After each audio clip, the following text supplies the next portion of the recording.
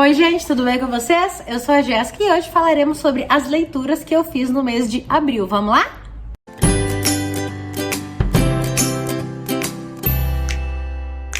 Bom, gente, abril não foi um mês com muitas leituras, tá? Já vou adiantar pra vocês que são 5 livros que eu li no mês de abril. Por conta de várias coisas que me aconteceram no mês de abril e, enfim, não quero ficar tocando nesse assunto aqui. Quem me acompanha no Instagram viu, sabe? Enfim, é isso. Então acabou que não consegui ler muito. Eu consegui ler mais lá no começo do mês. E aí depois foi dando uma atrasada na leitura, digamos assim. Mas vamos lá, vou mostrar pra vocês bem rapidinho quais foram os 5 livros que eu li no mês de abril. Mas antes de eu começar a mostrar eles, eu gostaria de lembrá-los que se vocês não são inscritos no canal ainda, sejam todos muito bem-vindos. Cliquem no botãozinho de se inscrever aqui embaixo. Não esquece de ativar o sininho para receber todas as minhas novidades em primeira mão. Se vocês gostam de vídeos de leituras do mês, deixa aquele like, já conta pra mim quais livros vocês leram no mês de abril, se vocês já leram alguns desses que eu li, se vocês concordam ou discordam com a minha opinião. E se vocês forem comprar qualquer um desses livros que eu falar aqui ou qualquer outra coisa que exista à venda no site da Amazon, eu sempre deixo os meus links todos aqui embaixo no box de descrições. E se vocês usarem esses links, vocês vão me ajudar muito no crescimento do canal, tá? Então vamos lá, o que interessa, que são os livros.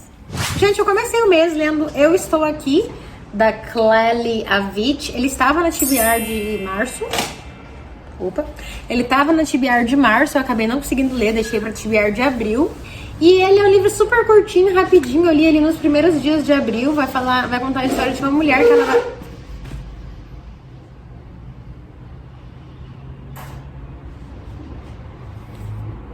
De uma mulher que ela vai estar em coma, porque ela vai sofrer um acidente de trabalho. Então ela vai ficar em coma por alguns dias. E do outro lado a gente tem um rapaz que ele vai acabar errando de quarto. Ele vai estar indo visitar o seu irmão no hospital, mas ele vai acabar visitando o seu irmão no hospital e errando o quarto ali em algum momento e conhecendo então a nossa protagonista que vai estar em coma. E ele vai passar a visitar ela ali todos os dias no hospital, conversar com ela, vai acabar criando um vínculo com ela, meio que se apaixonando por ela. E nesse meio tempo a gente vai ver também o ponto de vista dela da história, que é ela ali, mesmo estando em coma, ouvindo tudo que tá acontecendo. Então ela vai narrando a história pra gente conforme ela vai ouvindo e a gente vai percebendo que uma pessoa em coma pode ouvir, não pode ver porque tá com os olhos fechados, mas ouve todos os movimentos, as coisas que as pessoas falam ali fora. E ela vai ouvir e ouvindo, né, essas coisas que ele senta ali, conversa, desabafa com ela vai acabar que também criando um vínculo com ele, meio que se apaixonando por ele. Mas a gente não sabe se essa história vai dar pé, porque ela está em coma já faz algum tempo, né, a sua família ali está pensando sobre a possibilidade de desligar os aparelhos, então tem toda aquela tensão ali no meio, o que lembra muito aquele filme Se Fosse Verdade, com a Reese Witherspoon e com o Mark Ruffalo. Se vocês não assistiram, aquele filme é maravilhoso, assistam. E é legal, gente, foi um livro ok, não foi com grandes expectativas, eu achei que faltou páginas no final, mas foi uma leitura legal, assim, que eu gostei de ter feito. Ele estava em alguma meta, eu acho que era a meta de 28 antes dos 28 e, enfim, está realizada a meta.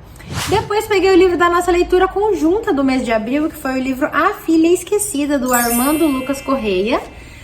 Foi um livro denso, tá? Ele é um livro pesado, ele vai falar sobre a Segunda Guerra Mundial, né? Então todos os livros que tratam sobre esse tema normalmente vêm a ser pesados, densos. A gente não pode esperar que esses livros sejam fluidos, porque não são, né? São assuntos pesados. E que a gente vai fazer então a história de uma mulher que hoje, né, atualmente já está velha, e ela vai acabar recebendo ali uma carta, né, descobrindo uma carta que alguém enviou para ela de Cuba. Hoje ela mora nos Estados Unidos, mas ela já morou lá na Alemanha, né, naquela época toda da guerra, ela morava lá, teve que se mudar, enfim, ficou por aqueles meios lá. E a gente vai então, através dessa carta e dessas lembranças que ela vai começar a ter, ela vai voltar no tempo e contar pra nós então a história, né, da vida dela, do que ela passou, desde a sua mãe, depois dela, né, com as suas filhas, e tudo que ela teve que passar, abrir mão por conta da guerra, todas as injustiças que ela sofreu. A gente vai entender um pouco sobre esse A Filha Esquecida, que ele vem com um teor de ser para uma coisa, mas eu entendi no meu entendimento de leitor, que, né, que livro é assim, cada um entende o livro da sua forma, e no meu entender ele não foi direcionado para a pessoa que nós levamos a crer o livro inteiro que é direcionado, e sim para outra pessoa que a gente vai passar a conhecer aqui na história. É um livro muito bom, ele é denso, ele é longo, ele é cansativo em alguns momentos, mas é um livro riquíssimo, gente. É riquíssimo mesmo, ele é muito tocante. E quando a gente vai voltando assim pra passar a entender, e quando aí no final, quando a gente volta pro presente pra entender o que aconteceu, por que aquela senhora tá passando por aquilo, é muito legal. Foi um livro muito bom. Eu tinha recebido esse livro em parceria com a editora Jangada no ano passado. Quando eu virei parceira deles, eu comecei a ler e desisti. Tanto que eu nem continuei com a parceria com eles, porque eu não entreguei essa resenha pra eles. E depois que eu terminei de ler, eu me arrependi por não ter insistido, porque é um livro maravilhoso.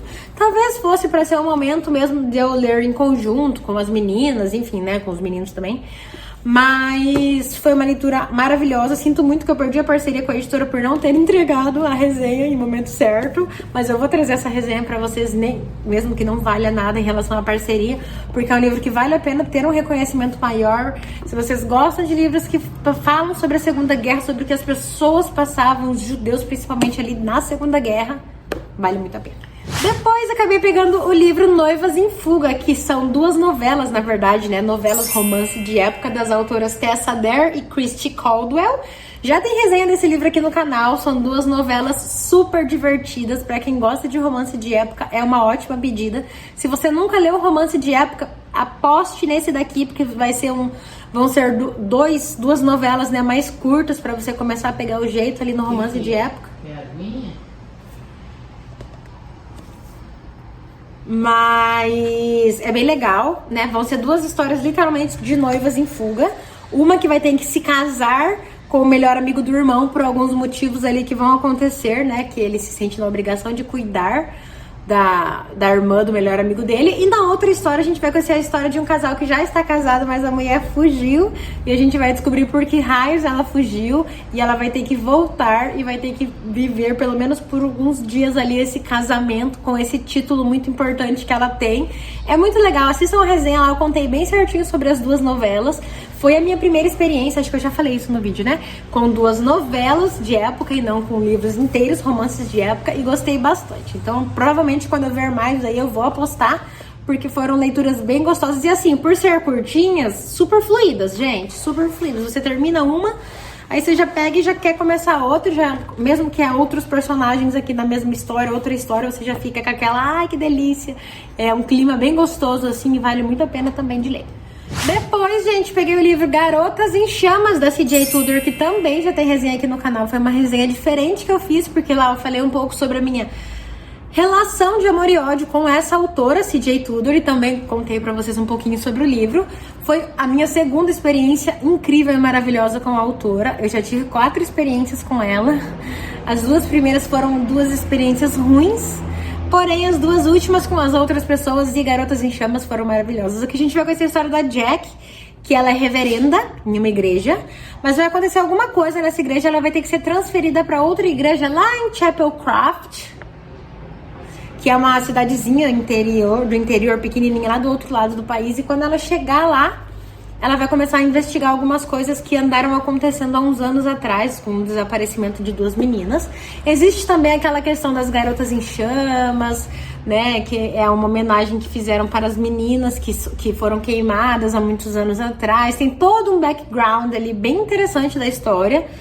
E também vai falar sobre fanatismo religioso, sobre como o fanatismo religioso muitas vezes mais atrapalha do que ajuda, principalmente na relação com as pessoas e nas relações familiares, assim, o que as pessoas sofrem por ter pai e mãe fanáticos religiosos que acabam culpando, enfim, seus filhos pelos pecados que eles nem estão cometendo, mas aos olhos deles estão. Então, são coisas que vão ser bastante, assim, faladas, mencionadas no livro. O que me lembrou bastante Carrie Estranha, que é um livro do Stephen King, que é um dos inspiradores da C.J. Tudor, mas ela colocou da forma dela, inventou no cenário dela, sobre os personagens dela, e ficou super rico. Eu adorei esse livro, gente, é muito bom, deem uma chance. Se você já leu os outros livros dela e acabou não gostando muito, tenta dar mais uma chancinha que vale a pena. É muito bom mesmo. E finalizei, então, o livro lendo Acorda pra Vida, Chloe Brown, da Talia Hibbert. Que é o livro, então, que vai contar a história da Chloe Brown, que vive sua vida monótona, assim, ela não faz nada de muito interessante na vida dela. porque ela tem as suas limitações, digamos assim. Porém, certo dia ela vai quase ser atropelada, quase ela vai morrer, e aí ela vai ter um chama nela que vai falar, meu Deus do céu, quase que eu morri. O que iam falar de mim se eu tivesse morrido? Que eu era uma menina que não fazia nada, que vivia minha vida aqui com as minhas limitações e não fazia nada de diferente. Então ela vai acabar fazendo uma lista de coisas pra ela fazer, pra vida dela se tornar mais interessante, e vai começar a seguir essa lista aí, então, pra ver se ela vai conseguir fazer, né, acordar pra vida, assim, pra valorizar a vida que ela tem ali, independente das suas limitações, né, porque aqui a gente vai ter uma protagonista que ela tem uma doença, não vou ficar falando nomenclaturas pra não também dar tanto spoiler, mas ela tem uma doença que limita ela a fazer muita coisa. Ela é uma protagonista fora dos padrões, ela é negra, ela é gorda, e ela não vê isso como um problema, digamos assim. Mas ela vai passar por algumas coisas ali que vão colocar também em prova um pouco disso, né, do fato dela... não vou falar se aceitar, não é essa palavra, é o fato dela querer ser... Enfim, lutar ali pra fazer as coisas que ela quer, pra ter uma vida melhor, independente, né, de tudo que aconteceu na vida dela no passado, da família dela e tudo mais. Foi um livro bem ok pra mim, eu estava com bastante expectativa pra ele, comprei na pré-venda, então tava totalmente ansiosa, mas sabe aqueles livros, gente, que a gente vai lendo e aí você tá lendo aí da personagem, é narrado o ponto de vista dela e o ponto de vista de um carinha lá que é o zelador do prédio dela. E aí, eu não conseguia me apegar a ele, sabe? Eu achava ela muito reclamona, tudo bem, ela passou por muitas coisas na vida dela ali muito tristes, que levaram ela a ter essa personalidade que ela tem hoje. A gente vai entender isso lá no final do livro. Então, no final do livro eu consegui deixar algumas coisas de lado pra gostar mais da Chloe Brown, mas no decorrer do livro eu ficava, meu Deus, que personagem chata, ai meu Deus, que personagem chato. E ele também, não conseguia me apegar a ele, sabe? Eu ficava, ai meu Deus, que personagem mais chato. E aí eu ia lendo assim, tá, aí depois que a gente vai entendendo, né, que os dois vão começando a se conhecer, a falar um pouco sobre esses traumas ali do passado deles, aí a gente consegue começar a entender e falar, ah, tá, então tá explicado, né, enfim, dá pra deixar de lado, assim, o rancinho e passar a gostar um pouquinho mais deles. Foi um livro ok, 3 estrelas eu dei, mas pra quem gosta de livros chiclete, assim, mais engraçadinhos, ele tem umas cenas mais quentes, também, inclusive aqui tá escrito conteúdo adulto, então fique atento aí se você for de menor de idade, porque, né, é sempre importante falar. Noivas em Fuga também é um livro que, se você for de menor de idade, não é muito legal de você ler, mas, enfim, leia, tire suas conclusões e conta aí pra mim aí embaixo se você gostou do livro. Bom, gente, então essas foram as minhas leituras de abril, espero que vocês tenham gostado. Se gostaram, deixa o like e nos vemos nos próximos vídeos. Beijinhos!